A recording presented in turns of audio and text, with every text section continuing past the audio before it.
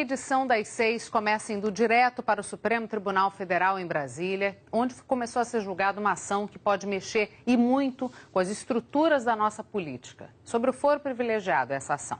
A Globo News transmitiu ao vivo essa sessão do Supremo. O ministro Luiz Roberto Barroso votou para limitar a prerrogativa de foro privilegiado às acusações por crimes cometidos nos cargos de parlamentares e ministros e que digam respeito estritamente ao desempenho deles no cargo. Sobre isso eu converso com Marcelo Cosme. Boa noite, Marcelo, para você. O que ficou decidido hoje é que o julgamento continua amanhã.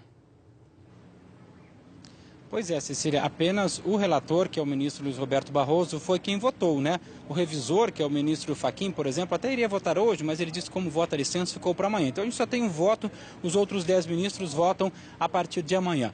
O que foi a proposta, o voto que foi trazido pelo ministro Luiz Roberto Barroso? Que ele já defendia isso há muito tempo. Que o foro privilegiado, quer dizer, aquela prerrogativa para ser julgado aqui no Supremo Tribunal Federal, por exemplo, só aconteça quando o suposto crime for cometido durante o exercício do mandato e tiver ligação com o exercício do mandato. Não pode ser uma coisa que não tenha nada a ver com a atividade, por exemplo, de deputado federal.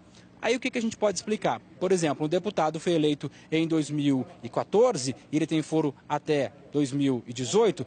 Nesse período, ele fica aqui no Supremo para questões relacionadas ao cargo de deputado.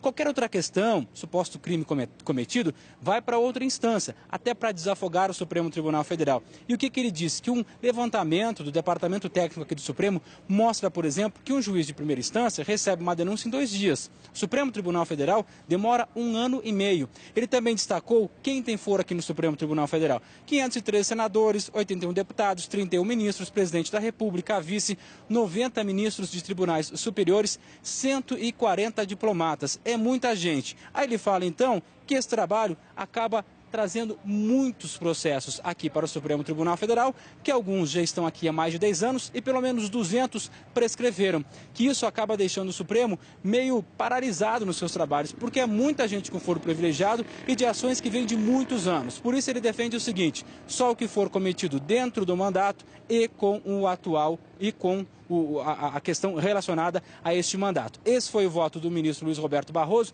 O Procurador-Geral da República, Rodrigo Janot, também se manifestou, dizendo que concorda que isso tem que ser aplicado imediatamente e defende que esse foro seja reduzido. Que também tem muita gente com foro privilegiado aqui no Supremo Tribunal Federal e dessa forma a Justiça não consegue andar na velocidade que é necessária. Vamos ouvir então aí a defesa do voto do ministro Luiz Roberto Barroso, onde ele disse que é preciso agilizar o trabalho aqui no Supremo Tribunal Federal. Por favor.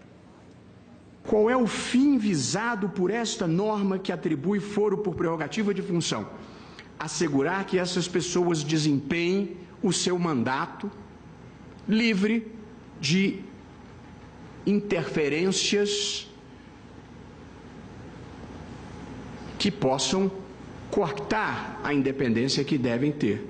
A norma se destina a proteger a independência e não a acobertar crimes que não guardem qualquer relação com o exercício do mandato. O sistema é ruim, o sistema funciona mal, o sistema traz desprestígio para o Supremo, o sistema traz impunidade.